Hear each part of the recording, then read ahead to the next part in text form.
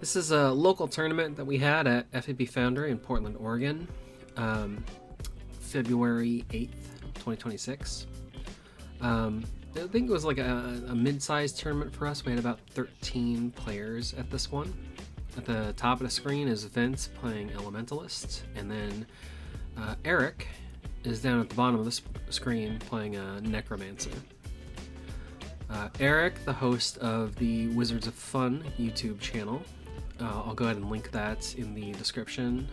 And he has a lot of fun videos about sorcery coverage that you can check out. Kind of like he's got a lot of vlog style videos from events and just like videos about his thoughts about the game and things like that. Looks like Vince is on the play. He's playing a Humble Village to create a token and then pass turn.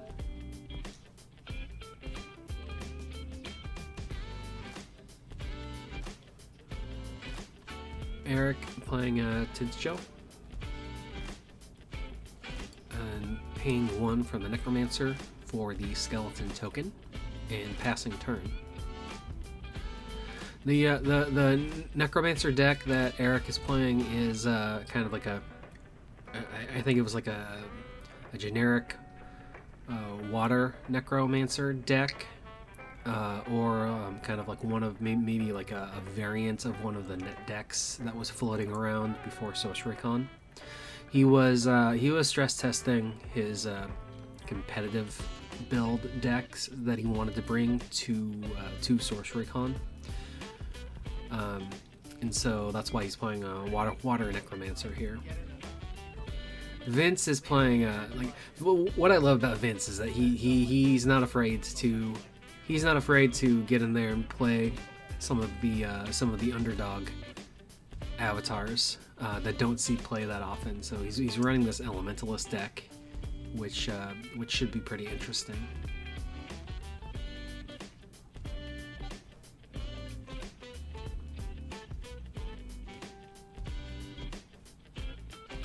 He's got an Adept Illusionist out, tucked away on his home site, and I believe it is Eric's turn at this point. Eric's deliberating what to do. He was still getting reps in with the deck, so I think he wasn't super comfortable running the deck yet. So just everything took a little bit more thought while he was getting things nailed down. Playing a Troll Bridge, great spot for it. Moving a skeleton up and then creating another skeleton token. Looks like he couldn't find a skeleton token, so he's using a foot soldier for now.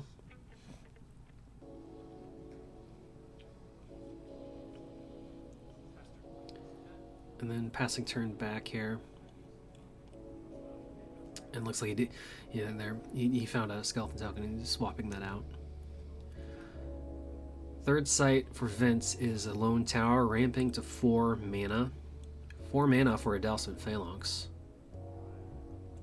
And then tapping for the ability on the Adept Illusionist to fish out his second Adept Illusionist from his deck. And then he needs to figure out where he's going to summon that. He can summon it anywhere nearby. It's usually not advisable to summon it onto the same site. Put all your eggs in one basket. He could play it on the lighthouse to put it into a central position on the board, or he could just play it onto the Lone Tower, which is a little more out of the way. And it looks like he's putting it on the home site. He's summoning it to the home site.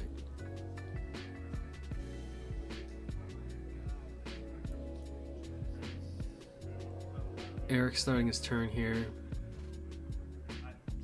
Vince, before Eric gets started on his turn, he's just changing. He's changing his mind. He said he actually intended to put it on the lone site, and so Eric's just said, yeah, go ahead, make the change really quick before I get started here.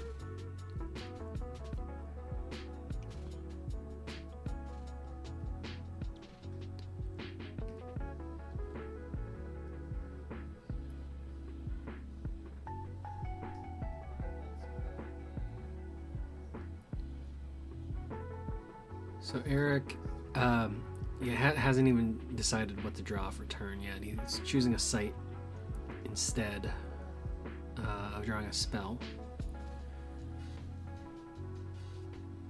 And I think he drew a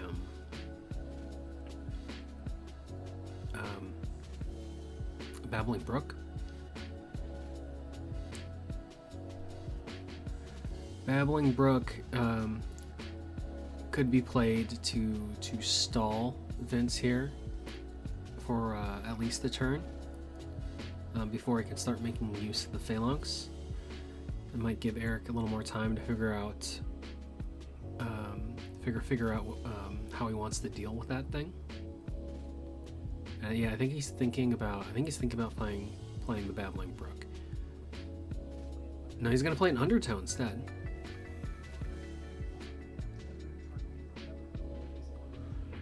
So he's opting for a more aggressive move here. He's forcing the Phalanx onto the Troll Bridge. Vince opting to take the discard instead of the strike, because he knows that if he takes the strike, Eric will just trade 2 skeleton tokens for his Phalanx. Moving his skeleton forward, and then summoning a Wendigo by sacrificing both skeletons to reduce the cost of the Wendigo by 4 mana. Leaves him with 1 mana left to create a skeleton before passing turn here. One thing Vince could have done is when Eric went to move the skeleton forward, he could have chosen to intercept with the Delson Phalanx. Intercept is one of those rules in the game that is often overlooked and is surprisingly relevant when your opponent is trying to get positional advantage on the board. Vince just choosing to attack in with the Phalanx and trade with the Wendigo. I think he's at 3 mana in his mana pool here.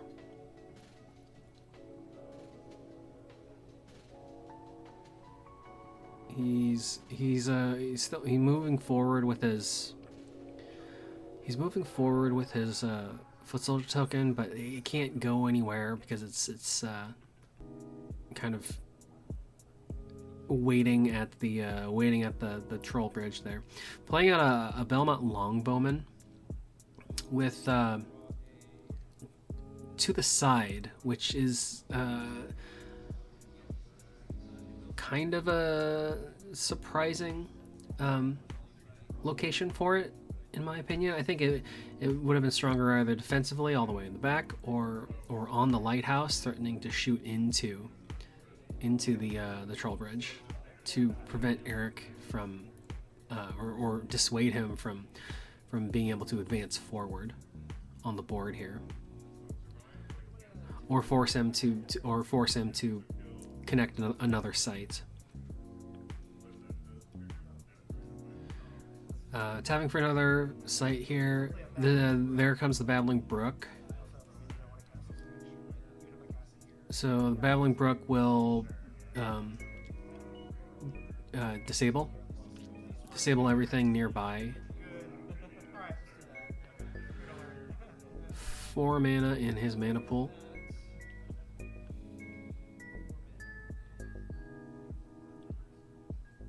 He's got a lot of big things in his deck. Like that was one thing that the water Necromancer decks do is they have a lot of like big monsters in there, and then they try to cheat them out with like sacrificing the skeletons with the Wendigo, maybe get a Temple of Moloch out, slowly stall the game and ramp into it, things like that. 4 mana for a failed mutation. And Eric almost moving with the skeleton and catches himself because he remembers that they are disabled. But then he's moving anyways. I'm not sure why he's deciding that is a legal play instead. Vince playing a windmill that brings him to 4 mana for the turn. He's got a lot of pieces on the board, but they're all disabled until Eric's next turn, thanks to the Babbling Brook. And they're all kind of in less great positions. Playing a Sir Lamorak. Sir Lamorak out to the side.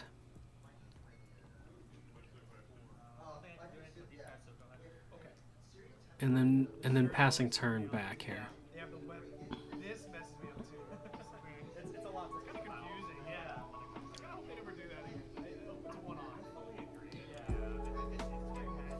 Eric choosing a site for turn here. I think he wants to get to 5 mana. A lot of things in his hand cost 5. I see a Maiden Mother Crone. I think I see a Lacuna Entity. Lacuna Entity could be used to deal with Lamorak. It's an easy way to remove Lamorak and get around the Deathrite ability. When it gets dragged into the void, it will banish, and when a minion is banished, I believe it does not trigger the Deathrite.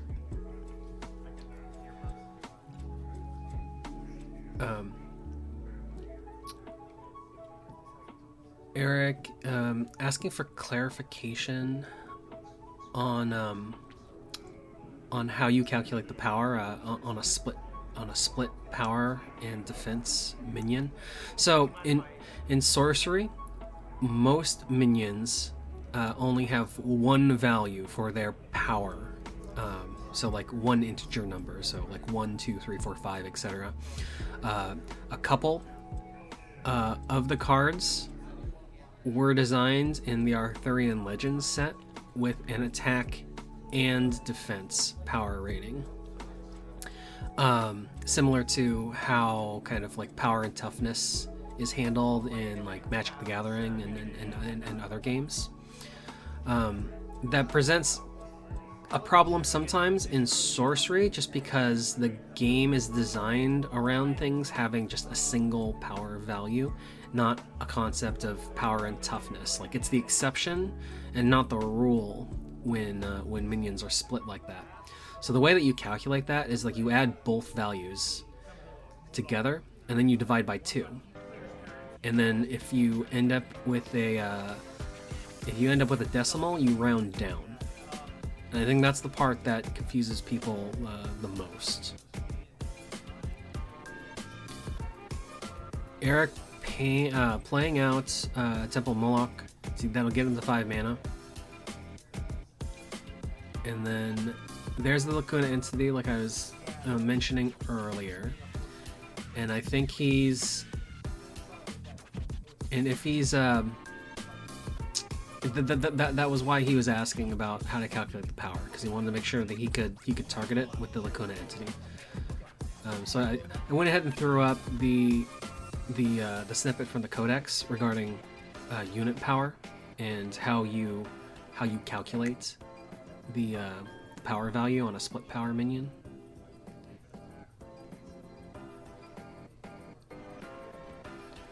So the great play from Eric there.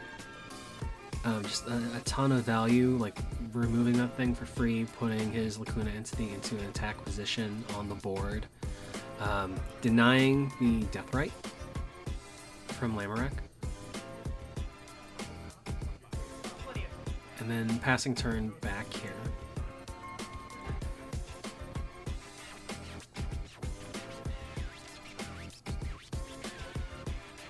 And this is why I didn't super love the placements on Vince's pieces. Eric did bottleneck the board for a while there with the Troll Bridge, but he would have better options on the board to deal with things like the failed mutation if the Belmont Longbowmen were on the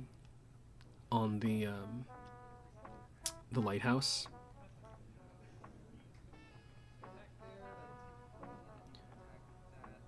He's choosing to attack in with the Longbowman instead onto the Babbling Brook. Skeleton can't move to defend. That's a rule that it gets missed frequently. I have definitely missed that rule. I'm trying to get better at that. It's an easy one to forget.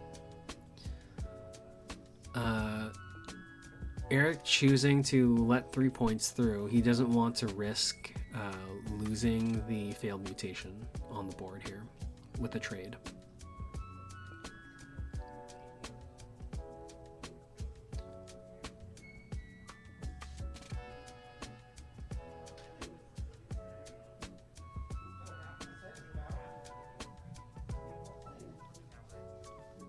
Vince playing up Trojan Cavalry and then offering the same trade proposition to Eric again by attacking in with the cavalry. He either blocks with the failed mutation and then takes the trade with the Adept Illusionist, or he takes 3 points of damage. So again, he's going to let that through, so that's 6 points of damage for the turn here.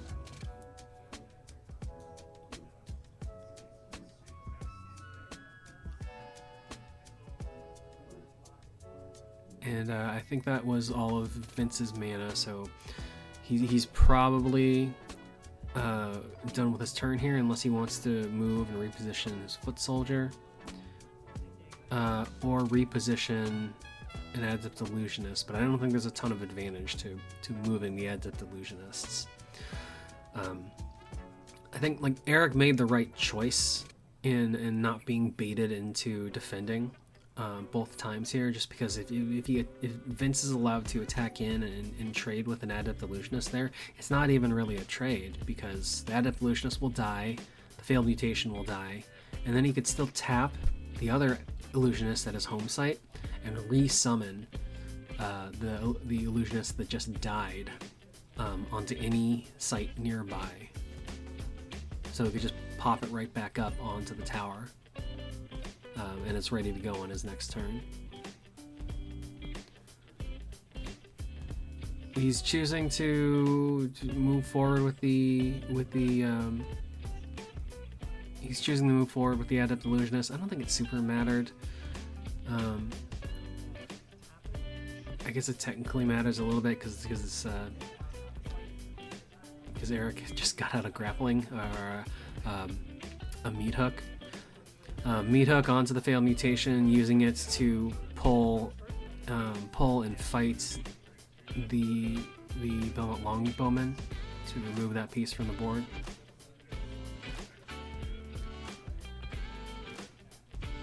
And he is in a good position on this board here. Attacking in for 4 points of damage. Vince could block or defend with the Foot Soldier. He's opting not to. Passing turn back. So Lacuna Entity on the back row with 4 power on it. Taking a peek at Vince's hand. He's got a Lady of the Lake.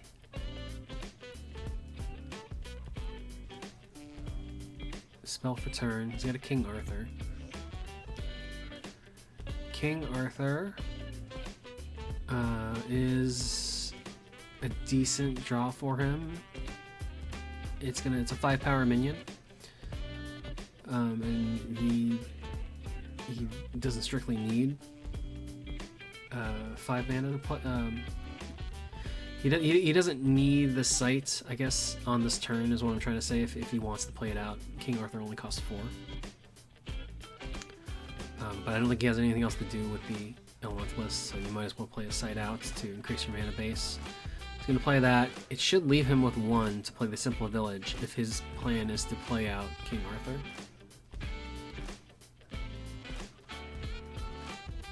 Yeah, he's going to pay 1 to create the token. Leaves him with 4 mana. I mean, he could either play Lady of the Lake or he could play King Arthur, but it's probably more advantageous to play King Arthur.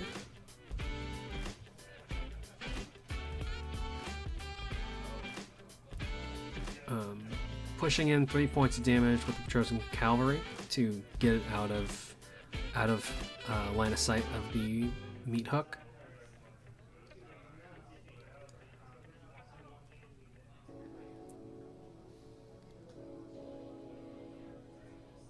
And he needs to be careful here, just because he sort of needs another. He sort of needs another screener in front of his avatar. Otherwise, Eric's going to be able to get a drag off from the projectile onto the Elementalist. He's playing King Arthur in between there.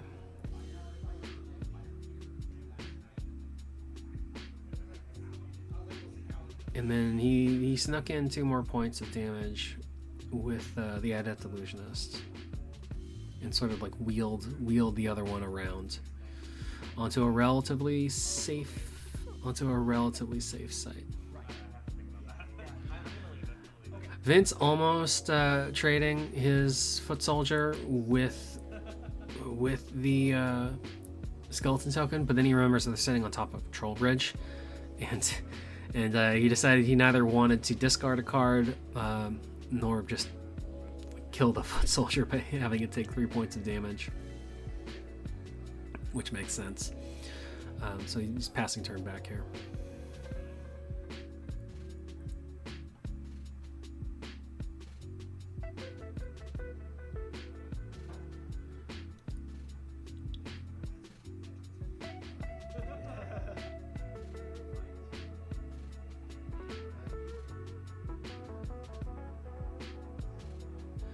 Eric thinking about a situation. He has some options here.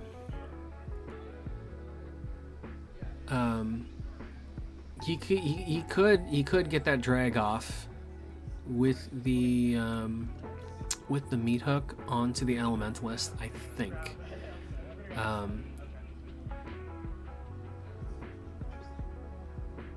Well, I don't think it's guaranteed. It just because it depends on how Vince would decide to block if Eric chose to attack in.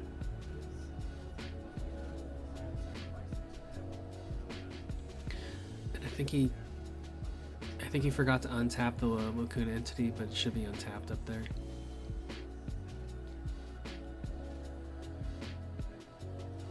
He's sacrificing a skeleton, the Temple of Moloch, for some additional mana, so that brings him up to 7 mana per turn. Playing a Maelstrom again brings him up to 8 for a turn. Eric thinking really positionally about the Maelstrom, and he was hoping to maybe try to pull the Trojan Cavalry or something on a subsequent turn towards it, but Vince pointing out that the Temple of Moloch is not a water site at the moment, so it doesn't matter with the current board state. 5 mana for Mana Mother Crone, tucked away pretty safely all the way in the corner there. Genesis heals 3.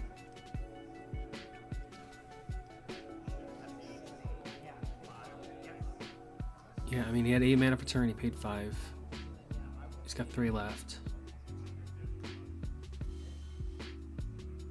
3 mana left. He could just activate Mana Mother Crone ability and draw a card if there's nothing else he wants to do.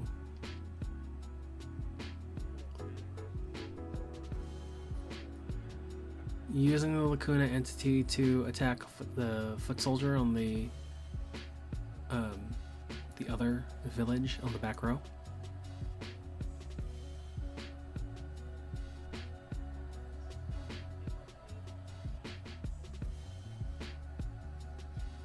Yeah, and then using the Mana Mother Crone with 3 mana on this turn to draw a spell. Just getting instant value out of Mana Mother Crone on this turn, because he has the mana to do it.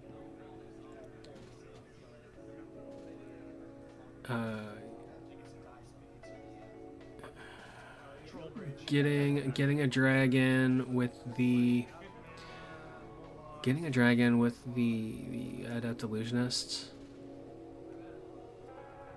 and then passing turn. I don't know if that was a better decision. I guess it's a tempo play, removing one of the Adept Illusionists instead of trying to drag maybe just the remaining Foot Soldier token or King Arthur. King Arthur, you run the risk of not being able to kill King Arthur, since he could always just discard a card to the Troll Bridge. But yeah, if you kill the Adept Illusionist, like, he can just bring it back on this turn, but it's a tempo play because it prevents him from swinging in with 4 points worth of power from both of the Illusionists, because it ties the existing one-ups to recast his friend, and then his friend has Summoning Sickness.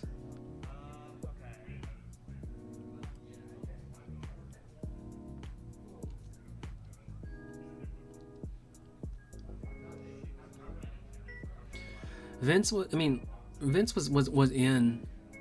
been in a pretty good position. Like he was getting Eric dangerously close to the door here. Maiden Mother Crone coming in and healing for 3 was a big point swing. And then, like, just tucked away on that back corner there, it's gonna generate a ton of value for Eric if he needs it to. Just the ability to draw that extra card for 3 mana every turn. He could attack in, and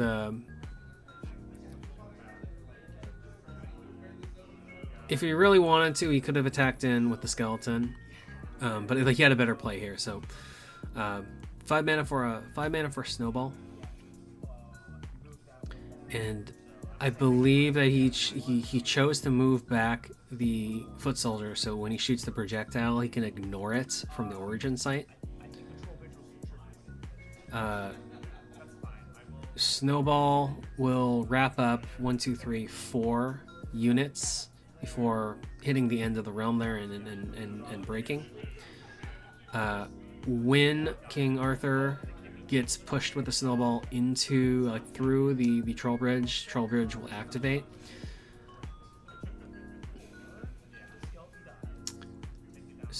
Troll bridge will activate, so I think that Vince just discarded a card. He's running Sir Gareth, which is an interesting choice, but I guess he's got a little bit of synergy because he's using the villages in Earth to play. So the snowball will just push everything back. King Arthur will survive because the snowball will only deal 4 points of damage. And then King Arthur attacking the site, the home site, to push more damage, and then also the Trojan Cavalry, and that's what took Eric to door. So a huge burst play from Vince there, and he just needs a way to finish it out now.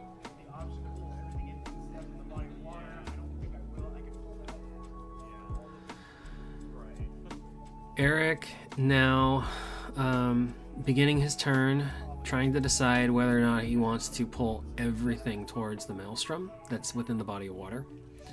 And I think he's declining to do that because there's not a lot of advantage other than just pulling all of Vince's stuff closer to him.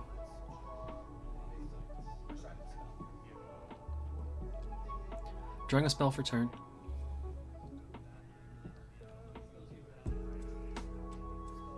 He needs a way to remove some of Vince's attacking pieces here, either the King Arthur or the Trojan Cavalry, and then also come up with some defenders, possibly. 6 mana, 6 mana for turn here.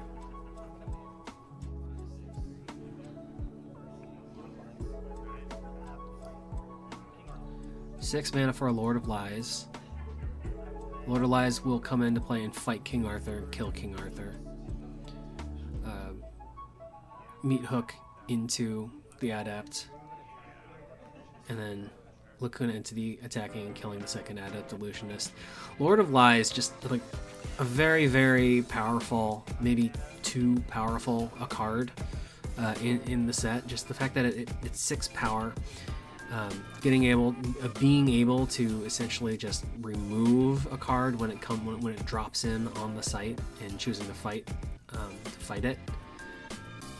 Having the utility, not just to declare fights from with itself, but with anything nearby. Any two units nearby. Just super powerful.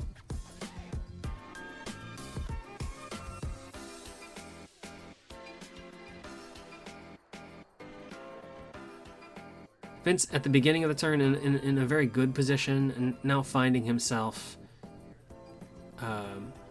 in a tough position with a Lord of Lies that he has to deal with here.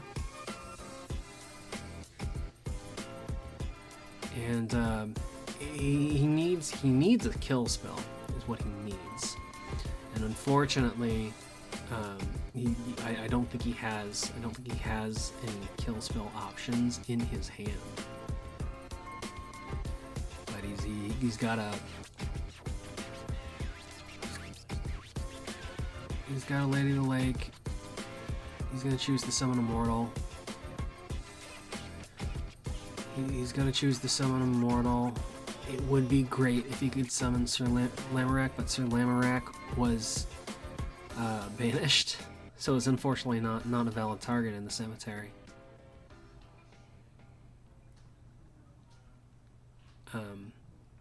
Choosing an Adept Illusionist, which is surprising.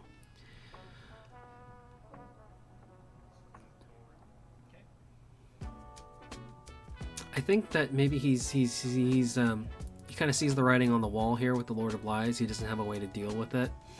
The Necromancer is pretty safe on that back row there, neighboring the Maiden Mother Crone, Lord of Lie, Veiled Mutation. And I think he wanted potentially wanted the Spellcaster keyword in that lane from the Windmill,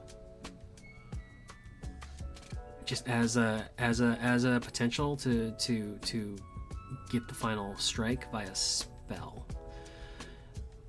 By a spell. And that's my guess as to why he chose that target and what he's trying to do here.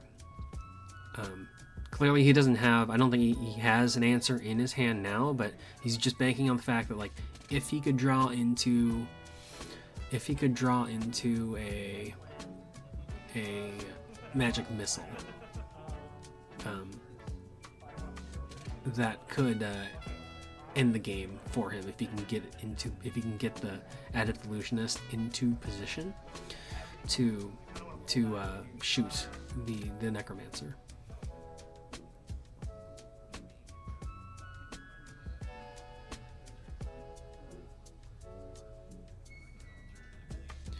And even if it's a good thought. I like that play, just without knowing exactly what his kill spells are in the deck. Just because if he has a projectile he's trying to get,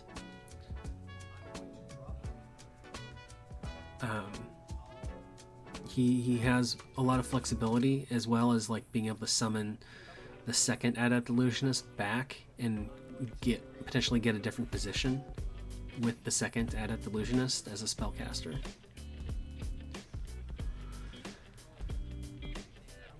Eric just doing a lot of blue good stuff bullshit now. At the end of the game here, I think he's doing a pretty good job of stabilizing the board state here. Koi Nixie coming down, forcing the foot soldier out of the way, leaving the lane free to projectile in the Elementalist. Striking for 6. Troll Bridge activates. I think Troll Bridge should activate as well.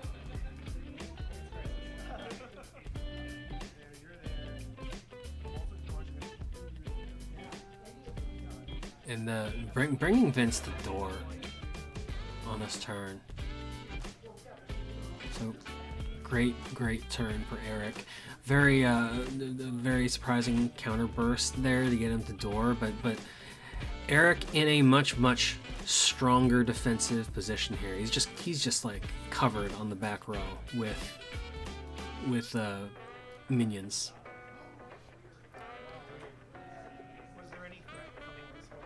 Vince needs yeah, I mean Vince, he needed a kill spell. He just couldn't grab.